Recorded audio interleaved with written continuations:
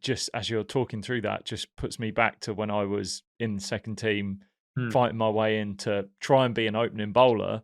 So for people that don't know cricket, I'm an opening bowler is literally bowling the first ball of the game, the first couple of overs. And I think when I first managed to like weasel my way into second team cricket, I remember the first game at Hove, and I think they threw me the ball at about the 64th over. Yeah. And it's like red hot day. The ball's just swollen. It's nowhere near new. It's not going to swing. And you're just like, okay. But I think at that moment, I was like, right, I want to be a new ball bowler. So I'm going to have to do this. Like, I can't expect them to just give me what I want straight away. I haven't literally earned the right to have that. And I do think that's missing from the game a little bit right now, earning the right to get the role that you want. Yeah. And in that, it kind of leads on to, from what you were talking about being adaptable, is that if you do that and you've gone through those hard yards and you've gone through that pathway of, I'm not doing the role I want to do where I hope my finish line is, or close to where my finish line is. I'm not doing that role right now, but if I hang in here long enough, all of this experience, all of these like dog days that I'm going to go through, it's just going to build better character for me at the end. I'm going to be far more character driven by the end of it, rather than I've actually seen players go into professional setups through being brought over from other countries, where if you looked at their records, they had everything essentially set out for them. They were given the positions they've always had. They just seamlessly had a lovely time in their sport. They've just been not given, but they've just had the opportunities that have worked perfectly for them.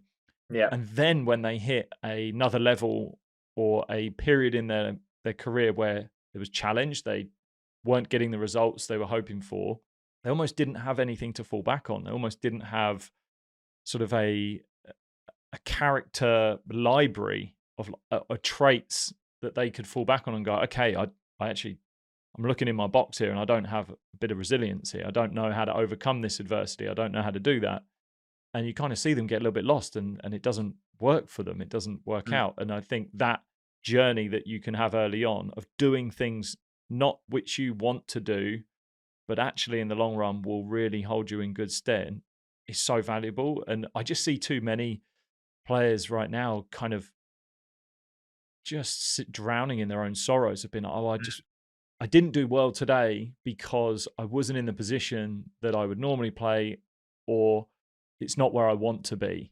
It's like, well, actually, can you put in a good performance? That doesn't stop you from putting in a good performance at all. You can actually still perform. But there are different skills involved in opening the bowling later on, bowling with a new ball, bowling with an old ball, facing the new ball, starting against spin, like all these things in terms of batting in different positions. But however, it is all about building an innings and scoring runs. It's a skill of being able to score some runs. And I think if you can, as you said, be adaptable and learn to do all those things, then, if you're working really hard in the second team to try and get an opportunity else up the next level, if people know that, well, he's shown that he can score runs at 7, he's shown that he can score runs at 4, he's shown that he can face the new ball as well, like, it's still just strings to your bow that then if the opportunity does arise, you're in the conversation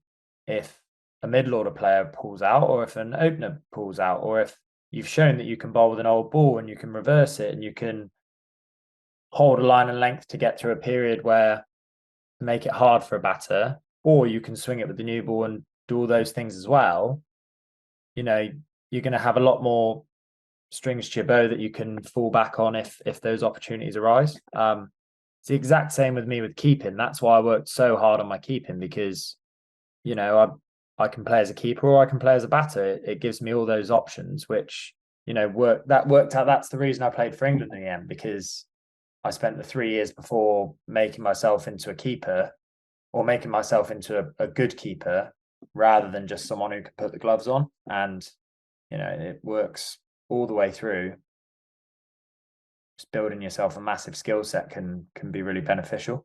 Hey, if you've enjoyed that video, then you can click right here to watch the full unedited version of that episode. Also, don't forget to subscribe to this channel by clicking the button below.